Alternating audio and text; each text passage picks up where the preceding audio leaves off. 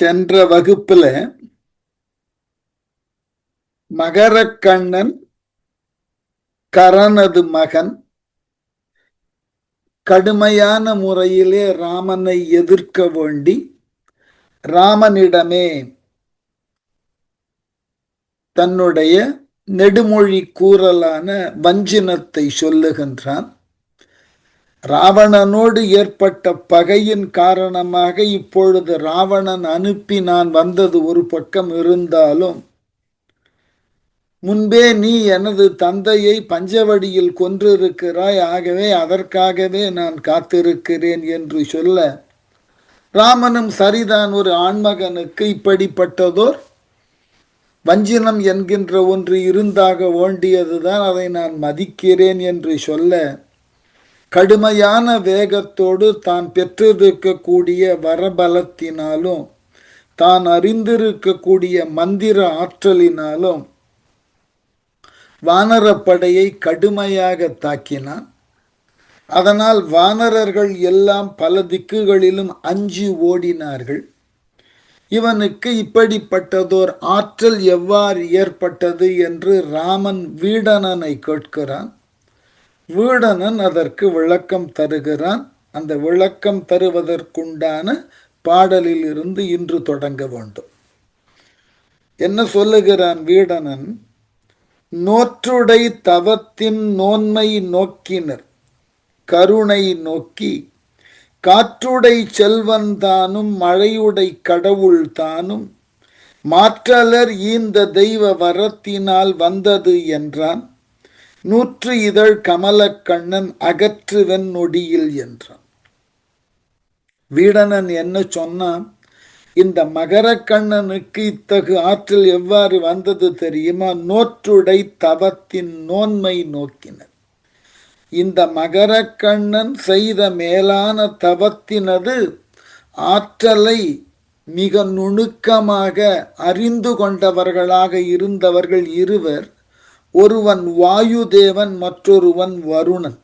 காற்றின் கடவுளாகிய வாயுதேவனும் மழையின் கடவுளாகிய வருணதேவனையும் நோக்கி இந்த மகரக்கண்ணன் செய்த தவத்தினை அவ்விரு தேவர்களும் நன்கு உணர்ந்து கருணை நோக்கி தங்களிடம் இருப்பதாகிய கருணையை எண்ணி அவன் கேட்ட வரங்களையெல்லாம் தந்தார்கள்.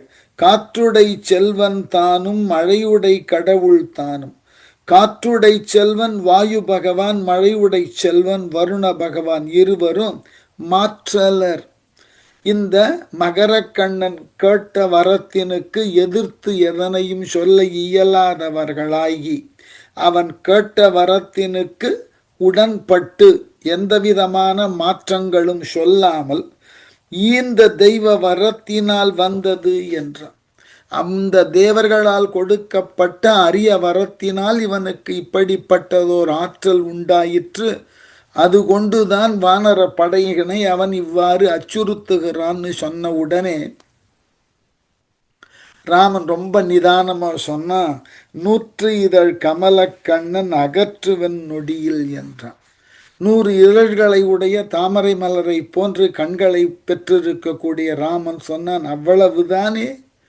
அந்த 2 தெய்வங்கள் கொடுத்த வரத்தினை கணப்பொழுதிலே இவனிடமிருந்து நான் விலக்கி விடுகிறேன் பார் என்று சொல்லி, காலவன் படையும் தெய்வ கடலவன் படையும் கால கோலவன் சிலையில் கோத்து கொடும் கனையொடும் கூட்டி மேலவன் துரத்தலோடும் விசும்பி நின்று எரிந்து வெய்தின் மாலிரும் கடலில் விழுந்து மறைந்தன மழையும் காற்று.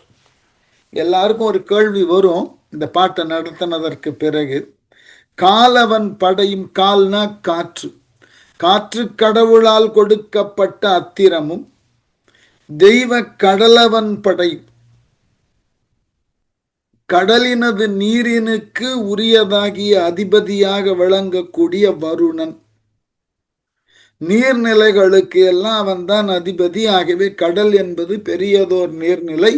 ஆகவே கடலுக்கு உரியதாகிய தெய்வமாக கருதப்படக்கூடியவன் வருணன்.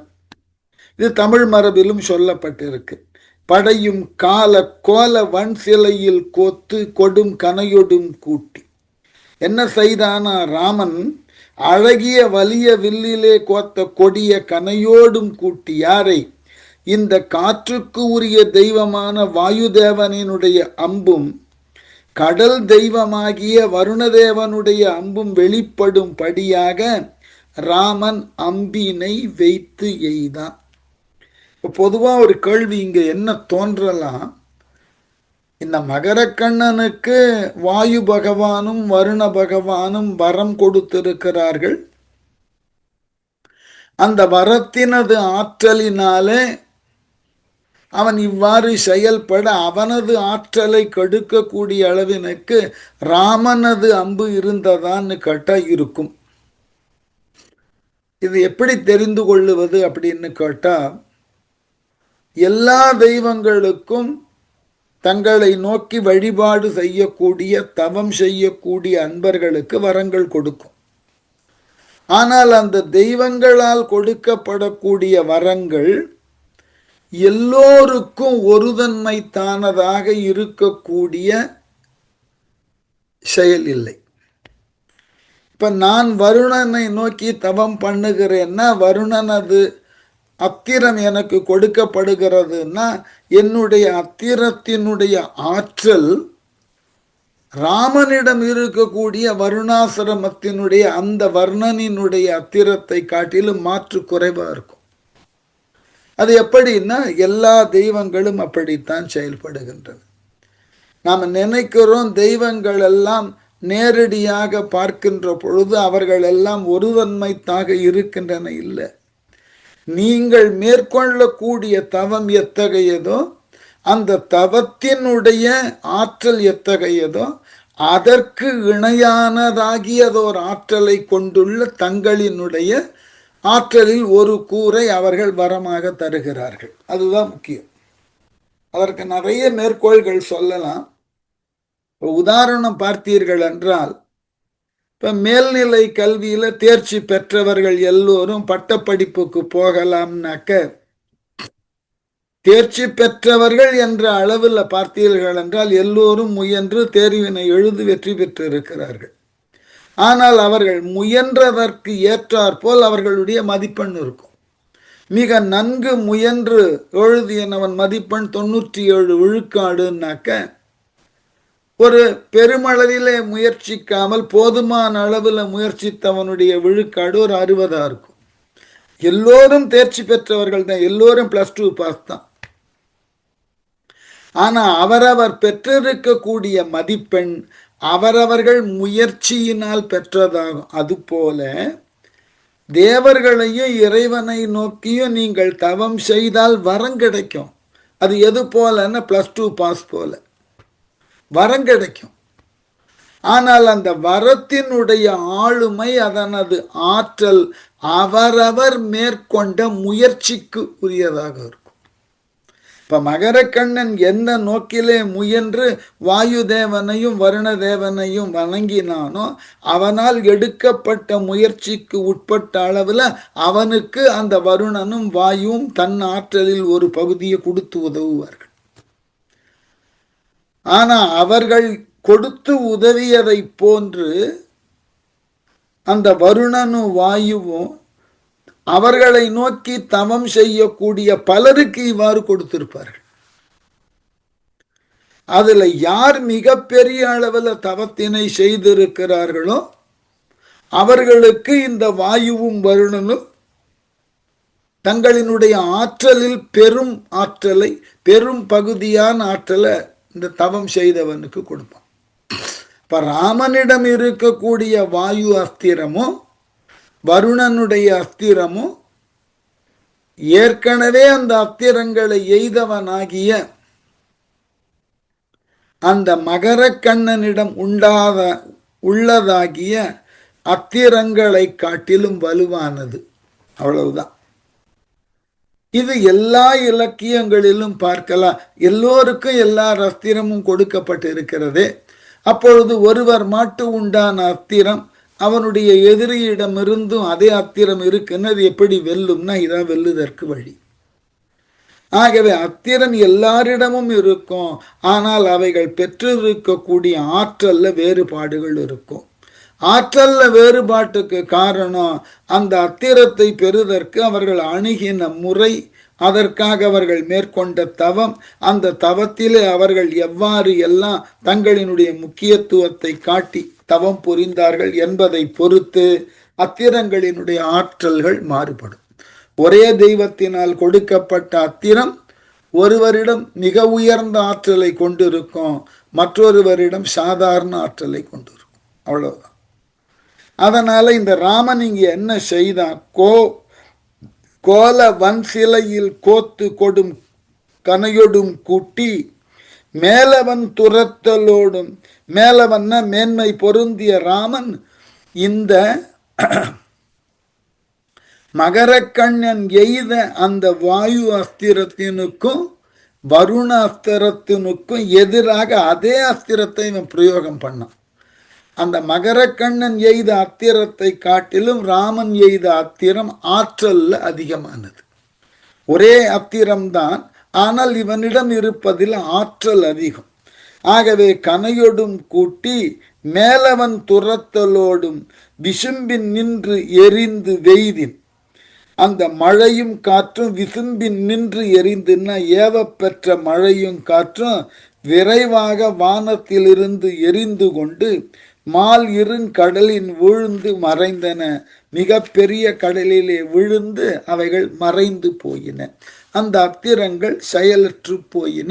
மகரக்கண்ணனால் எய்யப்பட்ட அந்த 2 அம்புகளும் பயனற்றதாய் ராமன் அந்த அம்புகளை தாக்கியதன் பின் அவைகள் பயனற்று கடலிலே விழுந்து மறைந்தன. அப்ப இனிமே அந்த ஆற்றலை கொண்டு இவன் மீண்டும் அத்திரம் எய்ய முடியாது. மகரக்கண்ணன் மீண்டும் வாயு அஸ்திரத்தினையோ வருண அஸ்திரத்தையோ அவனால் எய்ய முடியாது. ஏனென்றால் அவனால் எய்த அம்பினை காட்டிலும் அதிக ஆற்றலுடைய அம்பினை ராமன் எய்ததினால் அந்த அரக்கன் எய்த அம்புகளினது ஆற்றல் ராமனது அம்பின் ஆற்றலுக்குள் அடங்கிவிடும். அதனால மகரக்கண்ணனுக்கு என்ன செய்வதுன்னு தெரியல. சரி, இனி நாம் அத்திரங்களை நேரடியாக எய்தோம் என்றால் அதனை காட்டிலும் வலுவான அத்திரங்களை உடைய ராமன் நம்முடைய அத்திரங்களை எல்லாம் பயனற்றதாக்கி விடுகிறான் என்று கருதின மகரக்கண்ணன் என்ன பண்ணான்? தான் தெரிந்த மாய போர்களிலே தன்னை ஈடுபடுத்தி கொண்டான்.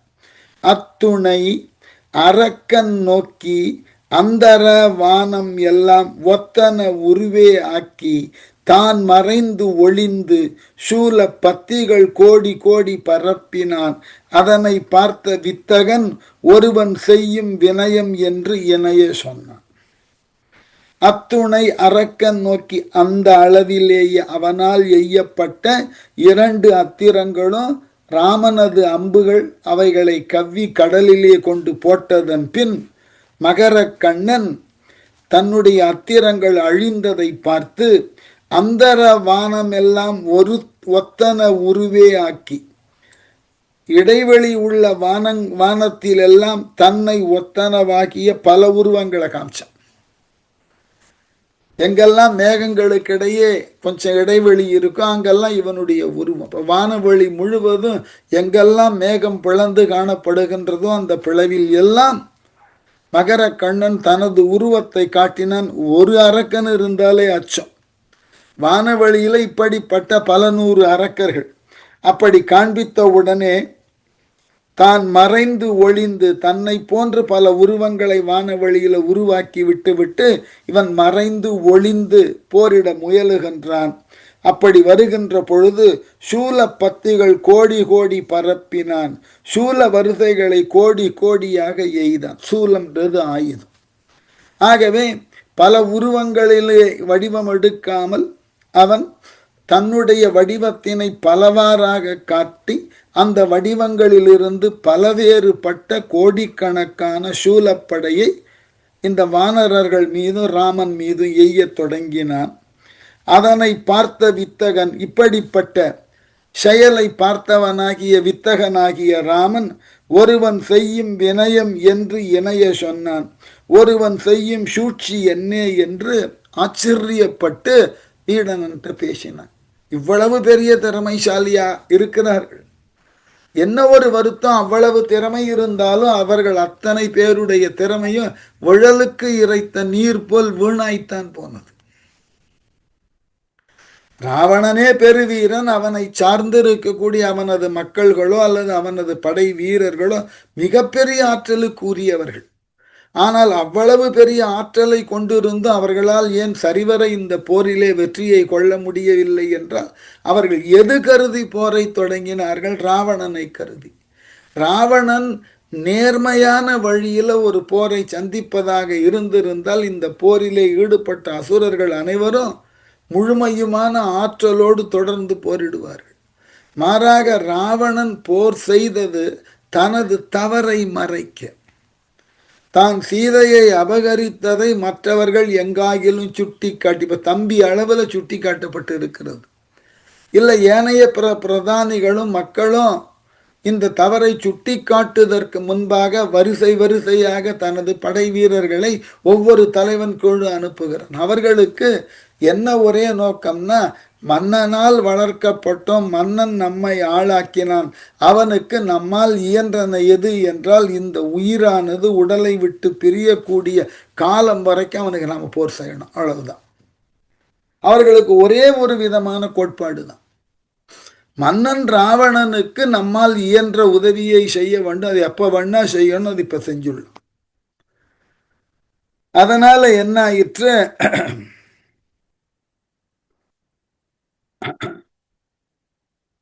வானம் எல்லாம் அந்தர வானம் எல்லாம் ஒத்தன உருவே ஆக்கி, இடைவெளியாய் உள்ள வானமெல்லாம் தன்னை போன்று பல மகர கண்ணன் உருவங்களை உருவாக்கி தான் மறைந்து ஒளித்து சூழ பத்திகள் கோடி கோடி பரப்பினான். தான் மறைந்து தன் உருவமானது வெளிப்படாமல் மறைத்து கொண்டு சூலப்பத்திகள் கோடி கோடி பரப்பினான். சூல வருதைகளை கோடி கோடியாக, சூலாயுதங்களை கோடி கோடியாக எய்தான் வானரங்களை நோக்கி. அதனை பார்த்த வித்தகன், அதனை பார்த்த ஞான வடிவிலேன மாயைக்கு நேர் எதிராற்றலுதுன்னா ஞானம். ஆகவே ஞான வடிவனாகிய ராமன் ஒருவன் செய்யும் வினயம் என்று இணைய சொன்னான். ஒருவன் செய்யக்கூடிய சூழ்ச்சி எவ்வளவு பெரியதாக இருக்கிறது என்று அதிசயப்பட்டு கொண்டு என்ன செய்தான், இந்த மகர கண்ணனை அழிப்பதற்கு இதுதான் சரியான தருணம் என்று எண்ணி அவன் மீது தனது அம்பினை செலுத்தி மகர கண்ணனினது ஆயுளை முடித்து விடுகிறான். மாயத்தால் வகுத்தான் யாண்டும் வரம்பு இலா உருவம், தான் தேயத்தான் என்ன வண்ணம் கரந்தனன் தெரிந்திலாதான், காயத்தால் இணையன் என்று நினையலாம் கருத்தன் அல்லன், தீ ஒத்தான் திறத்தில் என்னே செயல் என சிந்தை நொந்தான். எப்படியா, மாயத்தால் யாண்டும் வரம்பிலா உருவம் வகுத்தான் மகர கண்ணன், மாயத்தினால் அளவில்லாத உருவங்கள் எவ்விடத்திலும் தோன்றும்படியாக செய்து எல்லா இடங்களிலும் மகர கண்ணனினது உருவமே இருக்கிற மாதிரி காண்பித்தால் எவன் உண்மையானவன்னு தெரியாது, யாரை கொல்லுவதுன்னு தெரியாது. இது அந்த காலத்தில் ஒரு பெரிய தந்திரம்.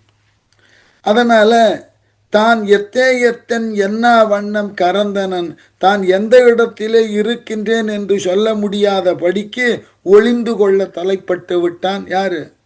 மகர கண்ணன். ராமனது ஒற்றை அம்பினுக்கு அஞ்சு இனி எங்கு வெளியே வருவது என்ற கவலையினால ஒரு தனி இடத்துல போய் சிக்கி கொண்டான். கரந்தனன் தன்னை மறைத்து கொண்டான், தெரிந்திலாதான். அவ்வாறு ஒளிந்து விட்ட அவன் காயத்தால் இணைய நின்று நினையலாம் கருத்தன் அல்லன், உடம்பினால் இத்தன்மையான் என்று நினைக்கும்படியான நினைவுக்கு உட்பட்டவன் அல்லன். உருவத்தை மாத்திக்கிறான். தீ ஒத்தான் திறத்தில் என்னே செயல், தீயை ஒத்த கொடியவனாகி அவனிடத்து செய்யக்கூடிய செயல் யாது என சிந்தை நொந்தான் என்று மனம் வருந்தினான். எங்கிருந்து எங்க இலக்காக வைத்து அவனை அழிப்பது?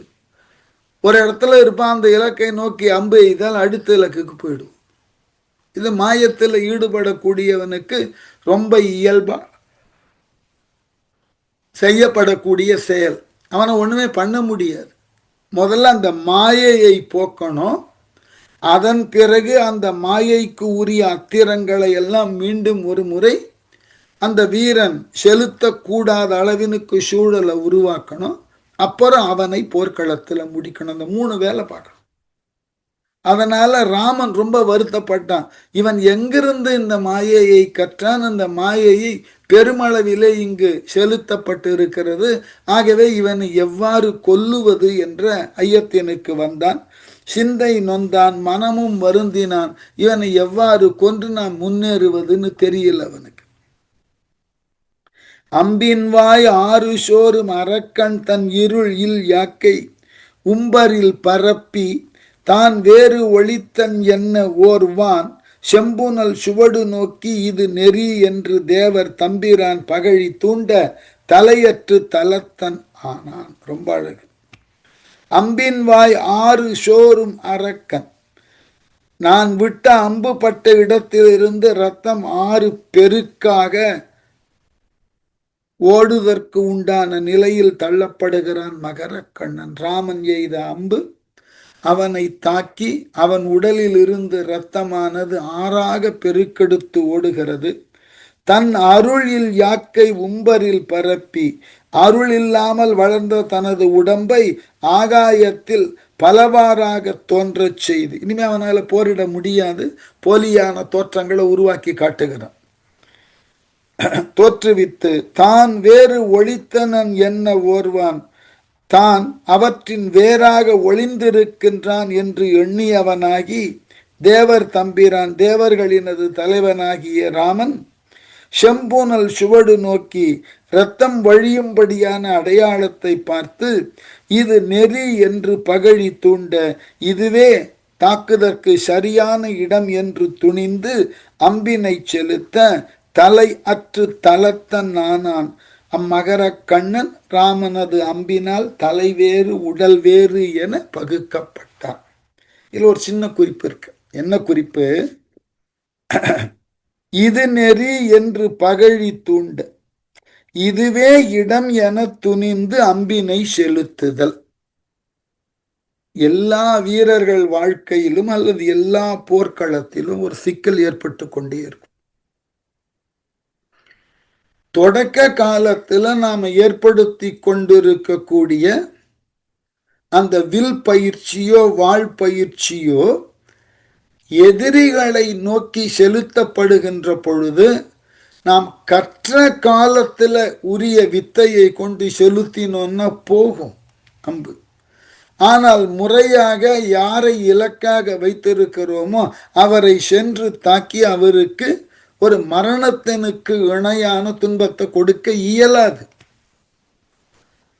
அதுக்கு நிறைய காரணம் சொல்லலாம். இப்ப மேலை நாடுகள் எல்லாம் பார்த்தீர்கள் என்றால் தங்கள் நாட்டில் ஏற்கனவே கண்டறிந்து வைக்கப்பட்டிருக்கக்கூடிய பல்வேறு விதமான ராக்கெட்ஸ் இருக்கு பாருங்க. அவைகளுக்கு எல்லாம் ஒரு குறிப்பிட்ட கால இடைவெளியில நிறுத்தப்பட்டு அதற்குள்ள அது இயக்கவில்லை என்றால் அதன் உள்ளாக இருக்கக்கூடிய பொருள் அத்தனையும் பழுது, வேற ஒன்றும் பண்ண முடியாது. இது ஒரு பெரிய கஷ்டம். அந்த மாதிரி நீங்கள் ஏதாயிலும் ஒன்றை செய்ய முன்வருகின்ற பொழுது அந்த செயல்பாடுகள்ல என்ன ஆகும்?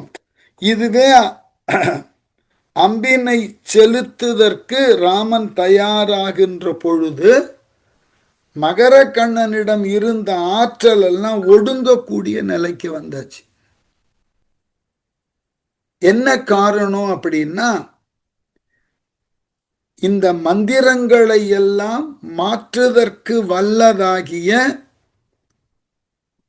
மிகப்பெரிய ஆற்றலோடு ராமன் எதிர்ப்பதினால இந்த மகர கண்ணனினுடைய மாய தந்திரங்கள் எல்லாம் பயனற்று போயின.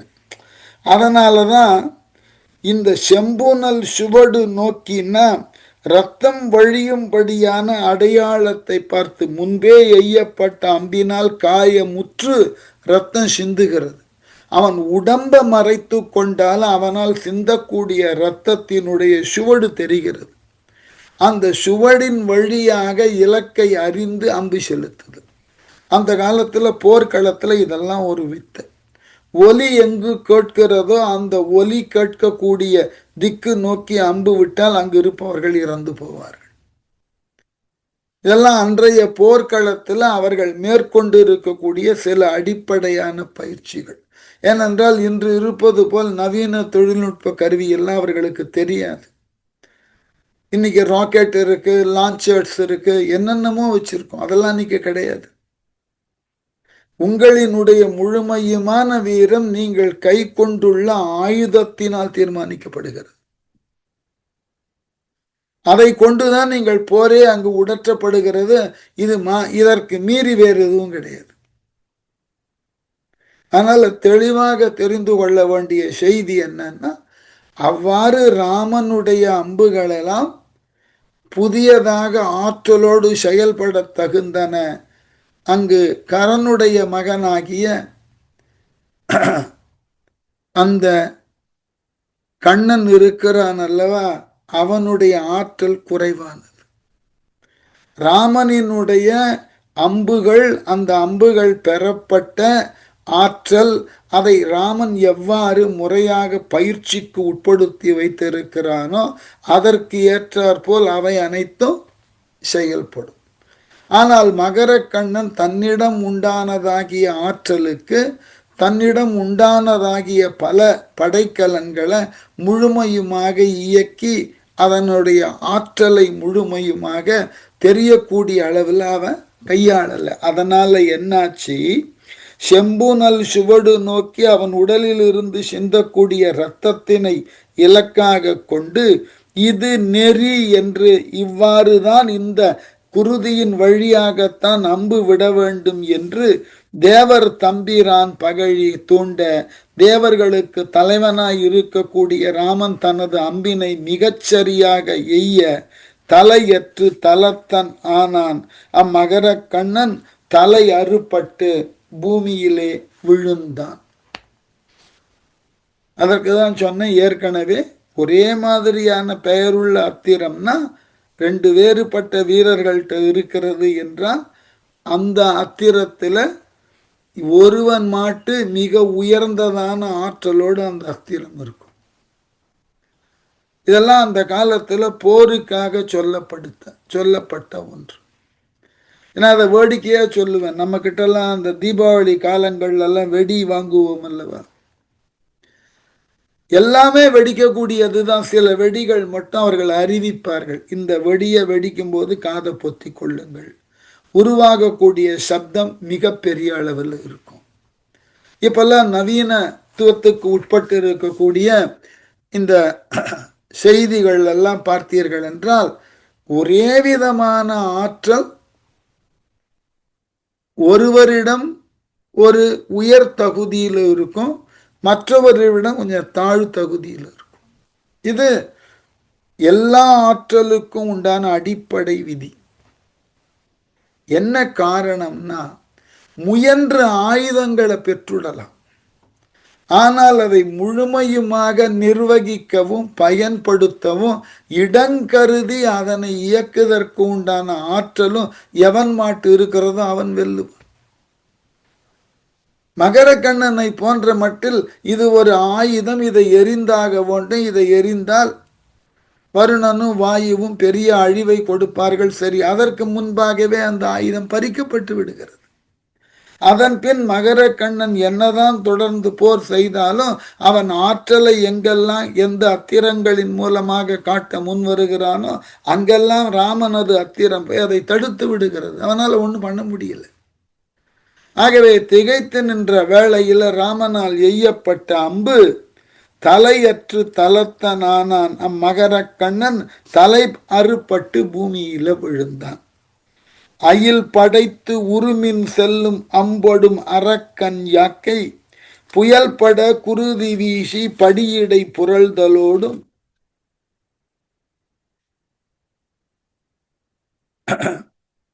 வெயில் கெடுத்து இருளை ஓட்டும் காலத்தின் விளைவினோடும் துயில் கெட கனவு மாய்ந்தால் ஒத்தது சூழ்ந்த மாயை. ரொம்ப அழகான ஓமை. அயில் படைத்து உருமின் செல்லும் அம்பொடும், அயில்னா கூர்மை, கூர்மை உடையதாக இடியினை போன்று ஒலியை எழுப்பிக் கொண்டு செல்லக்கூடிய ராமனது அம்பு. எல்லாம் நீங்க ரொம்ப ரசிக்கணும். அது என்ன இடியினை போன்று அப்படின்னா, நம்ம நாட்டிலையும் போர் செய்தற்கின்ற விமானங்கள் இருக்கு. அந்த விமானங்கள் இப்பெல்லாம் போர்க்கால காலமா இருக்கு, ரொம்ப அதிகமா அந்த தளத்தினுக்கு போய் பார்க்க முடியாது. இந்த போரெல்லாம் இல்லாத காலகட்டத்தில் அந்த விமானங்கள் இயக்கப்படக்கூடிய தளத்தினுக்கு நாம சென்றோம்னா, நாம வரக்கூடிய எண்ணிக்கையை பொறுத்த மட்டில் அந்த போர் விமானத்தெல்லாம் செயல்படுத்தி காட்டுவார்கள் கிரவுண்ட் லெவல்ல. அப்போ அந்த விமானம் புறப்படுவதற்காக தன்னை ஆயத்தப்படுத்தி கொள்ள அதனை ஓட்டக்கூடியவர் அதனுக்கு உண்டான அடிப்படை செயல்பாடுகளை தொடங்கும் போது அது எழுப்பக்கூடிய சத்தம் இருக்கு பாருங்க, காது செவிடா போயிடும். அவ்வளவு பேர் ஒலிய கொடுக்கும். அதனால இத்துணை ஆயுதங்களும் இத்துணை சிறப்புகளும் தனித்தனியாக பெற்றிருந்த அரக்கர்களிடம் அத்துணை ஆயுதங்களையும் அந்த அரக்கர்களுக்கு பயன்படாத அளவில் ராமன் எல்லாவற்றையும் அழிக்கிறான். எப்படியா, அயில் படைத்து உருமின் செல்லும் அம்பொடு கூர்மை உடைய இடியை போல செல்லுகின்ற ராமனது அம்பானது அரக்கன் யாக்கை மகரக்கண்ணனது உடல் புயல்பட குருதி வீசி படியிடை புரள்தலோடும் மேகமழை பொழிவது போல இரத்தத்தை பொழிய அந்த மாறி ரத்தம் சிந்தக்கூடிய அளவில் பூமியில் விழுந்து புரண்ட அளவில் ராமனுடைய அம்பு தாக்கின உடனே அதனது வேகம் தாங்க முடியாமல் உடல்ல இருந்து ரத்தம் சிந்திய நிலையில் அப்படியே பூமியில பட்டு புரண்டான் மகரக்கண்ணன். சூழ்ந்த மாயை, அவனால் இதுகாரும் விளைவிக்கப்பட்ட மாயை வெயில் கெடுத்து இருளை ஓட்டும் காலத்தின் விளைவினோடும் சூரியன் தோன்றிய பொழுது இருள் எவ்வாறு விரைவாக ஓடிச் சென்று மறையுமோ அதுபோல ராமனது அம்புக்கு முன்பு அந்த மகரக்கண்ணனது தவ ஆற்றலும் ஆயுத ஆற்றலும் முற்றிலுமாக பயனற்று போயின. ஆகவே எப்படியா, சூரியன் இருளை கெடுத்து ஓடும்படியாக விடியற் காலையில சூரியனது உதயம் தோன்ற தோன்ற இருள் எங்கு ஓடி ஒளிவது என்று தெரியாமல் ஓடி ஒளிவது போல ராமனது தோற்றமும் அம்பும் சூரிய ஒளியை போல இருக்க அந்த ராமனது வில்லிலிருந்து எய்யப்படக்கூடிய அம்புகளை பார்த்து இந்த அரக்கர்களினுடைய படைக்கலன்கள் எல்லாம் முற்றிலுமாக அழிந்து போயிற்று.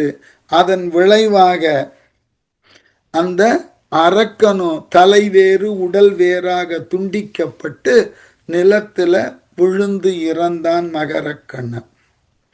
இந்த மகரக்கண்ணனுக்கு இணையாக மற்றொரு கண்ணனும் போர்க்களத்தில் இருக்கான். அவன் பெயர் குருதி கண்ணன்னு பேர். கண்களிலிருந்து எப்பொழுதும் ரத்தம் சிந்திய வண்ணம் இருக்கும். அவ்வளவு கோபத்தினுக்கு உரியவன். அவனை யார் கொன்றது? சிங்கன் என்கின்ற அந்த குருதி கண்ணன் சிங்கன் என்கின்ற அரக்கர்களும் ஒருவர் பின் ஒருவராக வீழ்த்தப்பட இருக்கிறார்கள். இது அடுத்த பகுதி. குருதியின் கண்ணன் வண்ண கொடி நெடும் தேரன் கோடை பருதியின் நடுவன் தோன்றும் பசுஞ்சுடர் மேக பண்பன் எரிகனை சிந்தி காலின் எய்தினான் தன்னொடு ஏற்றான் விரி கடல் தட்டான் கொல்லன் வெஞ்சின தச்சன் வெய்யோன். வண்ணக்கொடி நெடுந்தேரன் அழகிய கொடி கட்டப்பட்ட பெரிய நெடிய தேரை உடையவனாகிய கோடை பகுதியின் நடுவன் தோன்றும் பசுஞ்சுடர் மேக பண்பன், கோடை காலத்தினுக்கு உரிய சூரியனிடையே தோன்றுகின்ற பசிய ஒளியை உடைய மேகத்தின் தன்மையை உடையவன் யார்? இந்த குருதி கண்ணன். குருதியின் கண்ணன் ஆகிய குருதி கண்ணன் எரிகனை சிந்தி காலின் எய்தான். நெருப்பை உமிழக்கூடிய அம்புகளை எய்து கொண்டு காற்றை போலே விரைந்து வந்தான் மகர கண்ணன் இறந்த இடத்துக்கு ராமனை எதிர்க்க. விரிகடல் தட்டான் கொல்லன் வெஞ்சினம் தச்சன் வெய்யோன். பெரிய கடலை தடுத்து அணை கட்டியவனும் கொல்லும் தன்மையவனும் வெம்மையான கோபத்தினால் அச்சமுறச் செய்பவனும் ஆகிய நளன் என்பான் எனும் வானர வீரன் தன்னோடும் ஏற்றான். தன்னோடு போர் புரியுமாறு முன் சென்று எதிர்த்தான். இந்த குருதி கண்ணனை நளன் என்கின்ற வானர தலைவன் போய் எதிர்க்க ஆரம்பிக்கிறான். அன்று அவன் நாம வில்நான் அலங்கள் தோல் இலங்க வாங்கி ஒன்று அல பகழி மாறி ஊழி தீ என உய்ந்தான். நின்றவன் நெடிது ஆங்கு ஓர் தருவினால் அகல நீக்கி சென்றனன் கரியின் வாரிக்கு எதிர்படர் சீயம் அண்ணான். அழகு. ஒரு போர்க்களத்தை வர்ணிக்கின்ற பொழுது எதிரி யானை போல இருந்தான்னா அவனை எதிர்க்கக்கூடிய சிங்கம் போல, யானைக்கும் சிங்கத்துக்கும் ஆகாது. ஆகவே யானைன்னு ஒருத்தரை சொன்னதுனால அவனை எதிர்க்க வரக்கூடியவன் சிங்கம் என்று ரொம்ப அழகாக சொல்லி விளக்கி. எப்படியா? அன்று அவன் நாம வில்னான். அப்பொழுது குருதி கண்ணன் அச்சத்தை தரக்கூடிய வில்லினது நாணை அலங்கள் தோல் இலங்க வாங்கி மாலை அணிந்த தோள்களின் மீது விளங்கும்படியாக இழுத்தடு. தோல் வரைக்கும் இந்த நாணை இழுத்து ஒன்று அல பகழி மாறி பலவாகிய அம்புகளை மழை திவலைகளைப் போலே ஊழி தீ என்ன உய்த்தான். ஊழி காலத்து உலகை ஒடுக்கக்கூடிய நெருப்பு வருமல்லவா, அந்த வடவாமுகாக்கினி அந்த நெருப்பினை போன்று இந்த குருதி கண்ணன் பலவாகிய அம்புகளை எய்தான் வானரங்களை நோக்கி. நின்றவன் அவனுக்கு எதிராக, அந்த குருதி கண்ணனுக்கு எதிராக அவனை தடுத்து நிறுத்தி அவனை வெல்லுவதற்காக நின்றவன் யார்னா வானர படையின் தலைவர்களுள் ஒருவனான நளன். நெடியது ஆங்கு ஓர் தருவினால் அகல நீக்கி, நெடியதாகிய மரத்தினால் அந்த அம்புகளை அப்படி அனாயாசமா விளைக்கணும். ஒரு மரத்தை வேரோட புடுங்கி அந்த மரத்தை வீசினா அந்த மரத்தினுடைய வீச்சலால் அந்த குருதி கண் எய்த அம்புகள் எல்லாம் பயனற்று போயின. நீக்கி கரியின் வாரிக்கு எதிர்படர் சீயம் அண்ணான் சென்றான். யானை கூட்டத்திற்கு எதிராக செல்லக்கூடிய சிங்கத்தை போன்று யாரு? நளன் செல்ல தலைப்பட்டான். இந்த குருதி கண்ணனை நேருக்கு நேராக நின்று அழிப்பதற்காக. கரத்தினில் திரியா நின்ற மரத்தினை கண்டமாக சரத்தினின் துணித்து வீழ்த்த தருகனான் தன்னை நோக்கி உரத்தினை சுருக்கி பாரில் ஒடுங்கினான் தன்னை ஒப்பான். சிரத்தினில் குதித்தான் தேவர் திசைமுகம் கிழிய ஆர்த்தார். ரொம்ப அழகு. அப்படி வேகமா நளன் போனா கரத்தினில் திரியா நின்ற மரத்தினை, நளன் கையில சுழலுகின்ற மரத்தை, இந்த மரத்தை அப்படி சுற்றி கொண்டே வருகிறான். நம்மால வந்து குச்சி சுத்துறா மாதிரி ஒரு மரத்தை வேரோடு பிடிங்கதை சுற்றி கொண்டே வருகிறான் நளன். கண்டமா சரத்தின் துணிந்து விழுந்த தருகனான் தன்னை நோக்கி துண்டமாக அம்பினால் வெட்டி வீழச் செய்த அஞ்சாமையை உடைய குருதி கண்ணனை பார்த்து தன்னை ஒப்பான். தன்னை தனக்கு தானே ஒப்பவனாகிய உரத்தினை சுருக்கி பாரில் ஒடுங்கினான். மார்பை சுருக்கி பூமியில் ஒடுங்கினான் போல பதுங்கினான் நளன். சிரத்தினில் குதித்தான். அவன் குருதி கண்ணனினுடைய தலையில போய் குதித்தான். தேவர் திசைமுகம் கிழிய ஆர்த்தார். அதனை பார்த்து தேவர்களெல்லாம் திசையிடங்களெல்லாம் பிளவுபடும்படி ஆரவாரம் செய்தார்கள். ஏனென்றால் இந்த நளன் குருதி கண்ணனை கொல்லுவதற்கு ஆயத்தமாக போரினை செய்ய தலைப்பட்டார். எரியும் வெம் குன்றின் உம்பர் இந்திரவில் இட்டன்ன பெரியவன் தலைமேல் நின்ற பேர் எழிலாளன் சோரி பொரிய வன்கண்ணின் மூக்கின் செவிகளின் மூளை தூங்க நெறிய வன் தலையை காலால் உதைத்து மாநிலத்தில் இட்டான். நலன் எப்படி கொண்டான் குருதி கண்ணனை? எரியும் வெங்குன்றின் மும்பர், நெருப்பு எரியக்கூடிய கொடிய மலை மேல இந்திரவில் இட்டன, இந்திரவில்லாகிய வானவில்லை வைத்தது போல பெரியவன் தலைமேல் நின்ற பேர் எழிலாளன். பெரும் தோற்றம் உடைய குருதி கண்ணனது தலையில் மேல் நின்று அவனோடு போர் செய்தற்கு உரியவனாகிய வன்கண்ணின் மூக்கின் செவிகள் சோரி சொரிய குருதி கண்ணனது வலிய கண்களிலும் மூக்கிலும் செவிகளிலும் இருந்து இரத்தம் சிந்தக்கூடிய அளவில் மூளை தூங்க மூளை சிதைந்து அழியக்கூடிய அளவில் நெறியவன் தலையை காலால் உதைத்து மாநிலத்து இட்டான். அந்த குருதி கண்ணனது வலிமை பொருந்திய தலைய தன்னுடைய கால்களினால் நலன் உதைத்து உடல் வேறு தலை வேறாக பிரித்து அந்த குருதி கண்ணனை காலால் உதைத்தே கொன்றான் நளன் என்கின்ற வானர வீரன். அங்கு அவன் உலத்தலோடும் அழற்கொழுந்து ஒழுகும் கண்ணான் சிங்கன் வெங்கணையன் வில்லன் தார் அணி தேரின் மேலான் எங்கு அடா போதி என்னா எய்தினன் எதிர் இல்லாத பங்கம் இல் மேரு ஆற்றல் பனசன் வந்து இடையில் பாய்ந்தான். ஒவ்வொரு அரக்கனும் ஒவ்வொரு வானர தலைவர்கள் மூலமாக கொல்லப்பட்டு வருகிறார்கள். அதுதான் அழகு. எல்லாமே ராமனே செய்து விட்டன்னு கந்த புராணத்தில் ஒரு இடம் வரும். சூரனை அழித்து முருகன் வெற்றி பெற்ற உடனே அந்த முருகனோடு எஞ்சி நிற்கக்கூடிய வீரர்கள் எல்லாம் என்ன நினைத்தார்களாம், நாமும் நம்முடைய பெரும் படையும் முருகனுக்கு துணையாக போர் செய்து பலாயிரக்கணக்கான வீரர்கள் தேவர்கள் மடிந்து கிடக்கிறார்கள். ஆகவே அவர்கள் மடிந்திருப்பதினால்தான் இந்த எதிரிகளினது எண்ணிக்கை குறைவாக இருக்கிறது, அதனால தான் இவர்களை கொண்டு வெல்ல முடியும் அப்படின்னு எண்ணுகின்ற பொழுது இல்லை. அதனால தான் அவன் சொல்றான், இந்த போர்க்களத்துக்கு முன்னாடி எப்படி ஆற்றல் இருந்தது, இப்போ உடனுக்குடாக கிடைத்த வெற்றியை வைத்துக்கொண்டு எந்த முடிவையும் சொல்லிட முடியும் நம்மால. ஆனால் இப்பொழுது இந்த அரக்கர்களை இவ்வளவு பெரிய எதிர்ப்போடு காற்றின் வலிமையோடு போய் எதிர்க்கக்கூடிய அளவில் ஆற்றல் வந்திருக்கிறதுன்னு கேட்டா, இந்த வானரங்களினுடைய ஆற்றலை கொண்டு முன்பே அரக்கர்களினுடைய ஆற்றல்கள் படிப்படியாக குறைக்கப்பட்டது. அதான் அடுத்த பாட்டில் பாருங்க.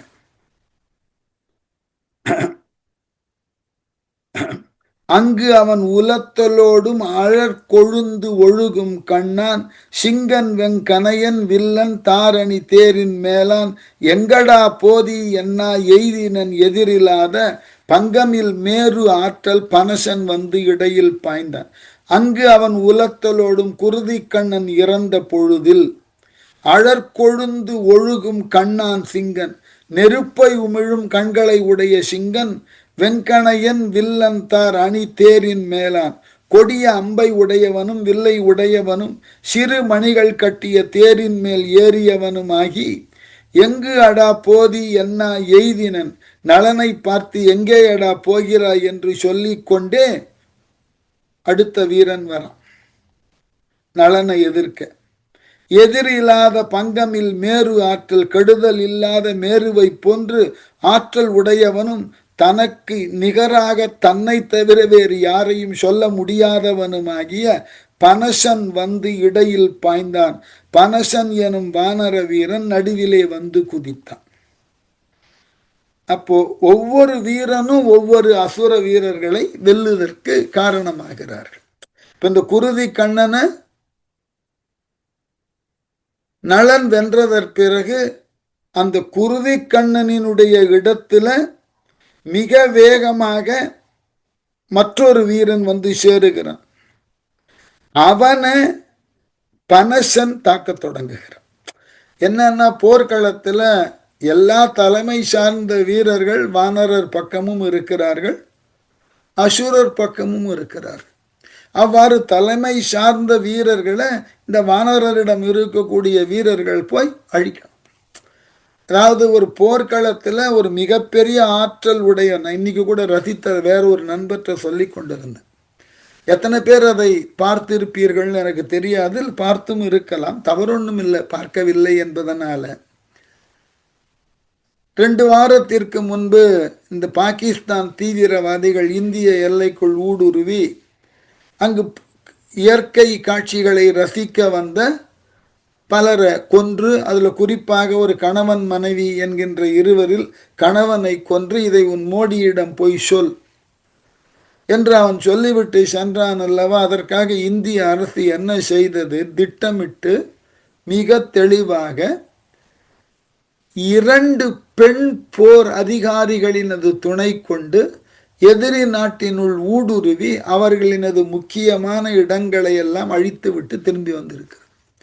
எந்த பெண்ணினது சிந்தூரத்தை நீ எடுத்தாயோ அந்த பெண்ணின் சார்பாக நான் பெண்களை கொண்டே உன்னுடைய நாட்டை நான் தாக்குகிறேன், எங்கள் நாட்டு பெண்ணினது செந்தூரமாகிய பொட்டு அழிதற்கு காரணமாக நீ நின்றாய், அந்த பெயரிலேயே உன் நாட்டை நான் அழிக்க என்னுடைய வீரர்களை அனுப்புகிறேன், குறிப்பாக பெண் வீரர்களை அனுப்புகிறேன்னு சொல்லி இந்த பாகிஸ்தானை நடுங்க வைத்தோம். அப்போ ஒவ்வொருத்தருக்கும் ஒவ்வொரு போர்க்களத்துல செய்ய வேண்டிய செயல்னு இருக்கு. எல்லா வீரர்களையும் ஒருவரே வென்று விடுதல் என்பது நடக்காது. இந்த காட்சி கந்தபுராணத்தில் வந்தது. கந்தபுராணத்தில் சூரனை வென்றதற்கு பிறகு எல்லா வீரர்களும் என்ன நினைத்தார்களா? கந்தனை சார்ந்த வீரர்கள் நாமெல்லாம் முயன்று சூரனை கொன்று இருக்கிறோம். இதை பார்த்த உடனே என்ன செய்தானா முருகன் தன்னுடைய ஆற்றலினால் இறந்து போன எல்லா அசுரரையும் உயிர்ப்பித்தான். சூரனை சார்ந்த அத்துணை அசுரர்களும் மீண்டும் உயிர் பெற்றார்கள். அத்துணை அரக்கர்களும் உயிர் பெற்றதை பார்த்த உடனே முருகனை சார்ந்த வீரர்கள் எல்லாம் அஞ்சி போனார்கள். என்ன செய்வதுன்னு தெரியல. உடனே முருகன் ஒற்றை கணையினால் எல்லா உயிர்த்து எழுந்த அரக்கர்களையும் ஏற்கனவே உயிரோடு இருந்த அரக்கர்களையும் ஒட்டுமொத்தமாக முடிச்சிட்டான்.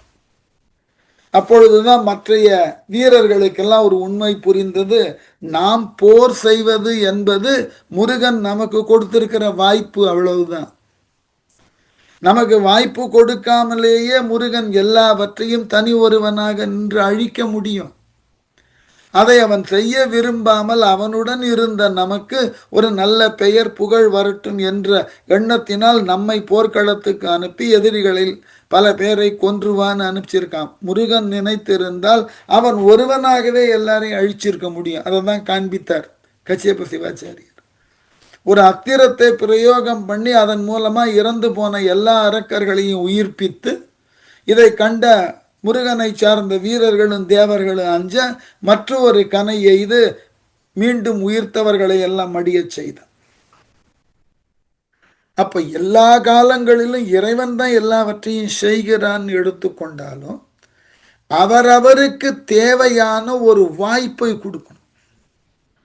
போர்க்களம்ன்றது ஒரு சாய்ஸ்.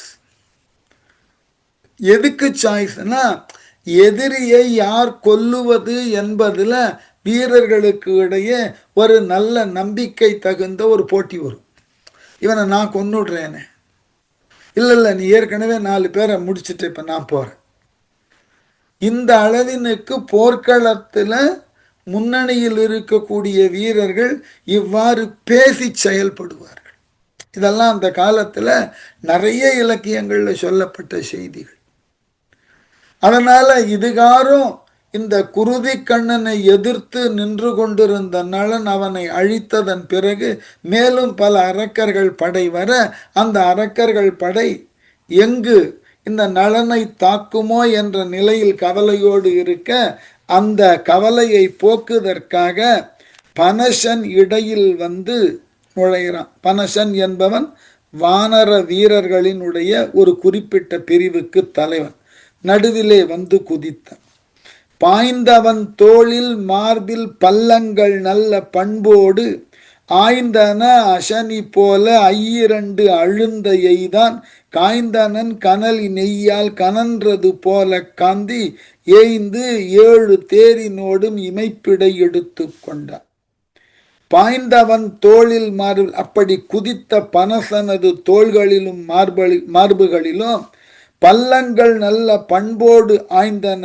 நல்ல தகுதி நோக்கி ஆராய்ந்து எடுத்த அம்புகள் அசனி, அசனின இடி, அசனி போல ஐயிரண்டு எழுந்த எய்தான் பத்தினை இடியை போல தாக்கக்கூடிய அளவினுக்கு சிங்கன் பனசன் மேல எய்தான்.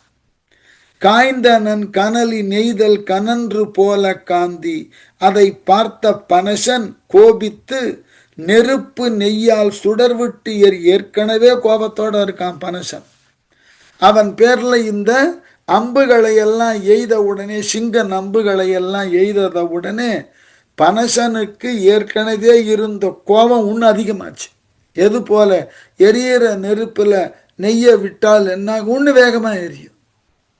ஆங்கிலத்தில் சொல்லுவார்கள் அல்லவா, adding the fuel to the ஃபயர்னு. அதுதான் ஏற்கனவே இந்த அரக்கனை கொல்லணுன்ற நோக்கத்தோட வந்திருக்கிறான் பனசன். அப்படி வரக்கூடிய பனசன் மீது இந்த சிங்கன் சில ஆயுதங்களை எய்த உடனே இன்னும் கோபத்தின் வயப்பட்டான் பனசன். என்ன பண்ணான்? இந்த கோபத்தினால கொதித்து ஏய்ந்து 7 தேரினோடும் இமைப்பிடை எடுத்து கொண்டான். சிங்கன் ஊர்ந்து வரக்கூடிய தேரோடும் அத்தனை தேர் பாகன் குதிரைகள் அப்படியே கையால் தூக்கினான். தூக்கி என்ன செய்தான்? தேரோடும் எடுத்தலோடு நிலத்திடை குதித்து செங்கண் மேருவின் தோற்றத்தான் தன் உச்சி மேல் அதனை வீச பாரிடை விழுதலோடும் தானவன் உம்பர் பாய்ந்து சோரியும் உயிரும் சோர துகைத்தனன் வைரத்தோழன். அவ்வளவு கோபம். தேரோடு எடுத்தலோடு பனசன் சிங்கனது தேரோடு தூக்கின உடனே நிலத்திடை குதித்து செங்கண் மேருவின் தோற்றத்தன் தன் உச்சி மேல் அதனை வீச தேரி நின்று பூமியில குதித்தான். மலை போல வடிவத்தினை உடைய சிங்கன். அந்த குதித்த உடனே அந்த சிங்கன் தலை மேல சிங்கனது தேரை எடுத்து அடிச்சான். பனசன தேரை வீச பாரிடை விழுதலோடும் அவ்வரக்க நிலத்திலே அந்த தேரினால் தாக்கப்பட்டு விழுந்த அளவில் தானவன் உம்பர் பாய்ந்து சோரியும் உயிரும் சோர துகைத்தனன் வைரத்தோழன். ரத்தம் மேலே பாயவும் உயிர் சோரவும் வைரம் போன்ற உறுதியான தோளை உடைய அப்பனசனானவன் சிங்கனது உடம்பினை மிதித்து உழக்கி கொன்றான். அப்படி ஒரு செயல். தராதல வேந்தன் மைந்தனும் மைந்தர் சரத்தினும் கவியின் தானை மராமரம் மலை என்று இன்ன வழங்கவும் வளைந்த தானை பரா அரும் வெள்ள பத்தும் பட்டன பட்டிலாதார் ராவணன் தூதர் போனார் படைக்கலம் எடுத்திலாத. இவனையும் கொன்றவுடனே வேறு வழி இல்லை. ராவணனை சார்ந்த தூதர்களுக்கு ராவணன் போய் இந்த செய்தியை சொல்லணும். அனுப்சாயே, நீங்க குருதி கண்ணன்,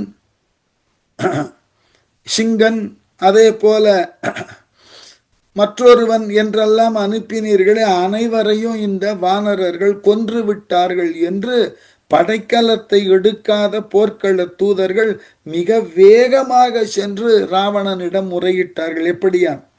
தராதல வேந்தன் மைந்தர் சரத்தினும் பூமிக்கு மன்னனாகிய தசரதனது மைந்தனாகிய ராமலக்குவர் எய்கின்ற அம்புகளாலும் கவியின் தானை குரங்குகளினது படை மராமரம் மலை என்று இன்ன வழங்கவும் மராமரம் மலை என்கின்ற இந்த மரங்களையும் கற்களையும் எடுத்து அரக்கர்கள் மேலே எரிய வளைந்த தானை பராவ அரும் வெள்ளம் பத்தும் பட்டன மகர கண்ணனை சூழ்ந்து வந்த சொல்லுதற்கு அரியதாகிய 10 வெள்ள சேனைகளும் இறந்து போனார்கள் என்கின்ற செய்தியை பட்டிலாதார் ராவணன் தூது போனார் படைக்கலம் எடுத்திலாதார். படைக்கலம் எடுக்காதவராகி அதனால் போர்க்கள தூதுவர்களாக நின்றவர்களும் போர்க்களத்தில் இரவாமல், அதாவது மடியாமல் சாகாமல் இருந்தவர்களாகிய ராவண தூதுவர்கள் இந்த செய்தியை ராவணனிடம் எடுத்து சொல்லுவதற்கு வேக வேகமாக ஓடினார்கள். இதுக்கப்புறம்தான் நம்ம பார்க்கக்கூடிய ஒரு அழகான பகுதி. ஒரு சில வகுப்புக்கு முன்னாடி இந்த நாகபாசத்தால் இலக்குவன் பீடிக்கப்பட்டது, அப்ப சஞ்சீவி மலை வரலையான்னு திருமதி லதா கேட்டாங்க அல்லவா. இனிமேதான் அந்த பகுதி. பிரம்மாஸ்திரத்தினை இலக்குவன் மீது இந்திரஜித்தன் எய்ய போகிறான். அவ்வாறு எய்ததினால் இலக்குவன் செயலற்று மூர்ச்சையாகி விழப்போகிறான். அவனினது உயிரினை மீட்டு பெற வேண்டும் என்கின்ற நிலையில உரியதாகிய சஞ்சீவி என்று சொல்லக்கூடிய மருந்து ஔஷதம் கிடைக்க வேண்டும். அதற்கு அனுமன் அந்த மலையை தூக்கி வரப்போகிறான். இதுதான் அந்த செய்தி. இந்த செய்திக்கு போறதுக்கு முன்னாடி ஒரு சின்ன விளக்கம்.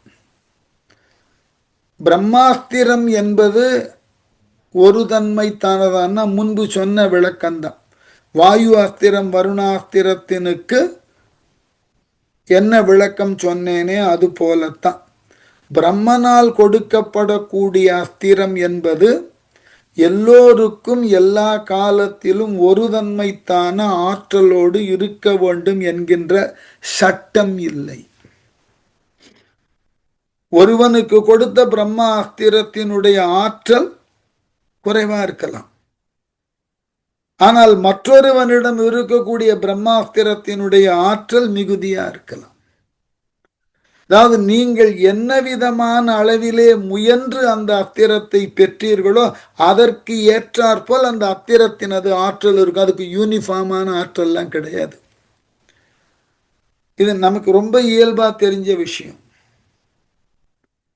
ஒரு அஸ்திரம் என்பது தெய்வத்தன்மை வாய்ந்தது. அந்த தெய்வத்தை நீங்கள் எந்த அளவுக்கு ஆராதித்தீர்களோ அந்த அளவினுக்கு உரியதாகிய ஆற்றலை அந்த அத்திரமானது பெற்றிருக்கும். உதாரணம் ஒரு மேற்கோள் சொன்னா புரியும்.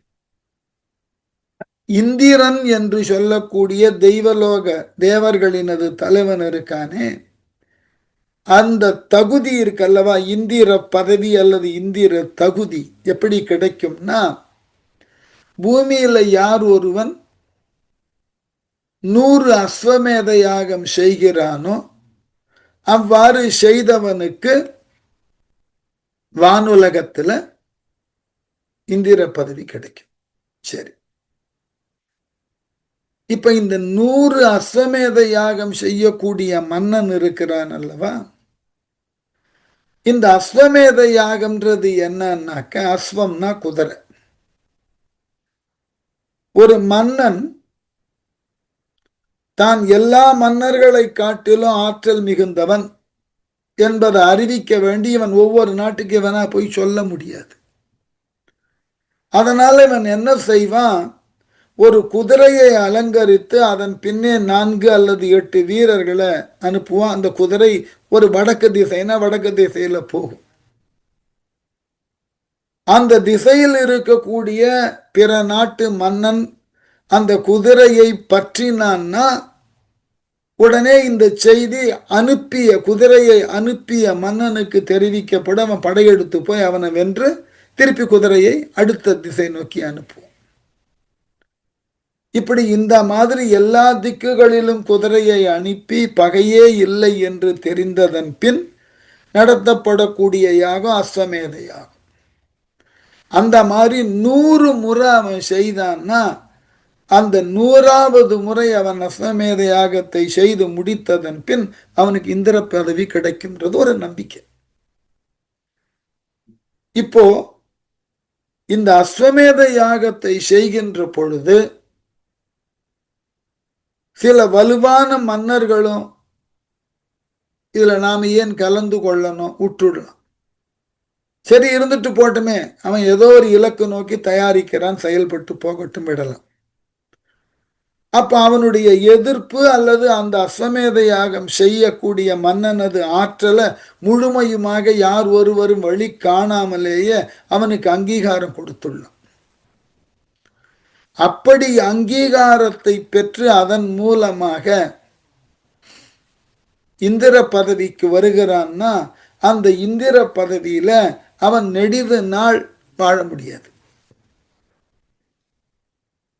எவன் ஒருவன் பல எதிரி நாட்டு மன்னர்களை எல்லாம் போர்க்களத்தில் சந்தித்து வெற்றி பெற்று அந்த மாதிரியான வெற்றிக்கு உரியதாகிய இலக்கு அஸ்வமேத யாகம். அது போன்ற 100 யாகம் பண்ணினான்னு சொன்னா அவனுக்கு இருக்கக்கூடிய ஆற்றல், அவனினுடைய திறமை மேலானது. ஆகவே அவன் இந்திரனாக வந்தால் பெருமையா இருக்கும். சில நாட்கள் மட்டுமே இந்திரனாக இருந்து அழிந்தவர்கள் ஏராளம். சில மாதங்கள். ஞாபகம் வைத்துக் கொள்ளணும், இந்திரன் என்பது பதவியின் பெயர், நபருக்கு பெயர் கிடையாது. அது பதவி. அந்த பதவிக்கு யாரு வேணாலும் போகலாம். ஆனா அதனை சென்று அடைவதற்கு இதெல்லாம் அடிப்படையான காரணிகளா வைத்திருக்கணும். அந்த மாதிரி பிரம்மாஸ்திரத்தை பெறணும்னா அதுக்கு சில அடிப்படையான வலுவான காரணங்கள் இருக்கணும். அந்த வலுவான காரணங்களை மேம்போக்காக செய்துவிட்டு கூட நீங்க பிரம்மாஸ்திரத்தை கையாள முடியும், வாங்க முடியும். ஆனால் அப்படி வாங்கின அஸ்திரமோ கடுமையான தவத்தினை செய்து அதன் மூலமாக பெற்ற அஸ்திரமோ ரெண்டும் ஒன்னான்னா இல்லை. ரெண்டுத்துக்கும் ஆற்றல் அளவிலே வேறுபாடு உண்டு. ஞாபகம் வச்சு. நிறைய நேரங்கள்ல நாம இதிகாச புராணங்களை படிக்கும் போது இந்த கவலைக்கு உட்படுவோம். 2 பேரும் ஒரே மாதிரி அஸ்திரத்தை எய்கிறார்களே, அது ஒருவரது மட்டுமே ஏன் ஜெயிக்கணும், மற்றொருவரது ஏன் தோக்கணும்? 2 பேரும் எய்தது பிரம்மாஸ்திரம் தானே. அப்படின்னா வெற்றி பெற்றவர் எத்தகு முயற்சியினால் அந்த அஸ்திரத்தை பெற்றார்னு தெரியும். அப்படி பெற்ற அஸ்திரம் ஆற்றலோடு செயல்படும். மற்றொருவர் இவர் பெற்ற அல்லது இவரால் செலுத்தப்பட்ட ஆற்றல்ல குறைவான அளவில் ஆற்றலை செலுத்தி பிரம்மாஸ்திரத்தை பெற்றிருக்கலாம். நான் நடைமுறையில வேடிக்கையா சொல்லுவேன். உழைச்சி படிச்சு பாஸ் பண்ணி ஒரு பட்ட படிப்புக்கு போய் பட்டம் பெறுவது எப்படி? அதுக்கு பதிலா யாரோ ஒருவர் பரிந்துரையின் பேர்ல ஒரு கல்லூரியில போய் ஒரு பட்டப்படிப்புல சேர்ந்துட்டு தடுமாறுவது எப்படி? ரெண்டும் முன்னாடி போனவரும் பட்டப்படிப்பு படித்தவர் தான், பின்னாடி போனவரும் பட்டப்படிப்புக்கு தான் போறார். ஒருத்தர் மிக அழகாக அதை முடித்து விட்டு வருகிறார், ஒருவர் தடுமாறுகிறார். காரணம், இவர்கள் பெற்ற கல்வி புலன் அப்படி. அதே மாதிரி ஒரே விதமான அத்திரம் பலவேறுபட்ட நிலைகளில் செயல்படும். அந்த ஒவ்வொரு நிலையிலும் அதனுடைய செயல்பாடு இப்படி இருக்க வேண்டும் என்பதாக முயன்று அந்த அஸ்திரத்தை பெற்றிருப்பார்கள். அதனால பிரம்மாஸ்திரம் என்பது பெயரளவில் ஒன்றாக இருந்தாலும் அது யாரால் எய்யப்படுகிறது என்கின்ற அளவினை பொறுத்து அதனது ஆற்றல் கூடும் குறையும். அதனால இந்திரஜித்தன் இப்பொழுது இந்த பகுதியில, இனி நாம் தொடர்ந்து பார்க்கக்கூடிய பகுதியில அவனால் எரியப்படக்கூடிய அந்த பிரம்மாஸ்திரம் மாபெரும் ஆற்றல் உடையது. அந்த ஆற்றலுக்கு எதிராக இலக்குவனே நிற்க முடியல. கீழே விழுந்து விடுகிறான். அவன் மரணத்தை சந்திக்கக்கூடிய நிலை வரைக்கும் சென்று தள்ளப்படுகிறான். அதனால அதை தெளிவு பண்ணி கொள்ளணும். அப்போ எல்லா அத்திரங்களும் ஒரு தன்மைத்தானதான பேரளவில் ஒரு தன்மைத்தானது. அது செயல்படும் விதங்களில் வேறுபாடு உடையன. காரணம், அதனை பெற்றவர்கள் மேற்கொண்ட முயற்சியினது ஆற்றல் அந்த அஸ்திரத்தில் இருக்கும். அதனால இங்கு லக்குவனை பிரம்மாஸ்திரத்தினால் வீழ்த்த போகிறான் இந்திரஜித்தன். அது அடுத்த வகுப்புல